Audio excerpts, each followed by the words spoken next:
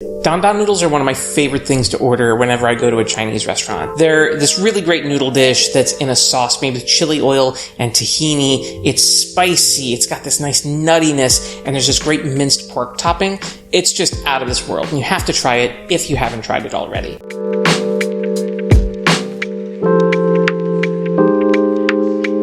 One day I was scrolling through my phone looking for recipes for dandan noodles, and I decided, wait a second, why can't I do a version of this that's Italian? I come from an Italian family and I've made tons of pasta dishes over the years, so why not try to do a little Italian-Chinese fusion? Grind 2 tablespoons Szechuan peppercorns.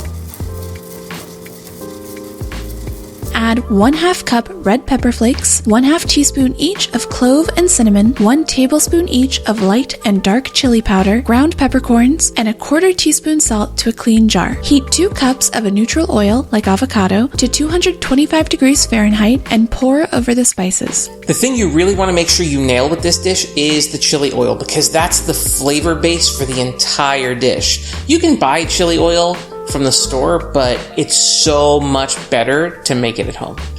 Stir, then let sit for at least 1 hour to allow those flavors to bind together. Bring 2 quarts water to a boil, add salt and 8 ounces of spaghetti. One of the things I love about this dish is that you can actually start the pasta and the sauce at the same time. To make the sauce, brown 1/2 pound ground beef.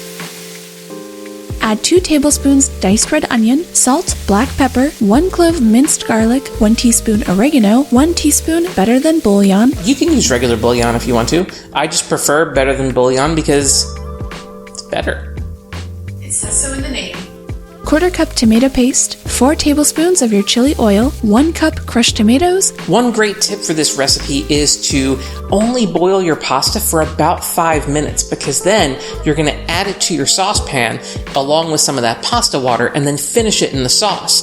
That allows that pasta to absorb even more of that sauce that you've made and make it more flavorful. Plus, it allows you to avoid overcooking the pasta. When all of that sauce has been absorbed up out of your pan, that's how you know it's done. This dish really is affordable and easy to make. The only thing that might cost you a little bit more at the grocery store is going to be when you buy that neutral oil like your avocado oil. But it's kind of an investment in your kitchen, because once that chili oil is made, you can use it for so many different applications, from soups to chilies to pretty much anything you want. It's really versatile, and once you try it, you're going to want to put it on everything.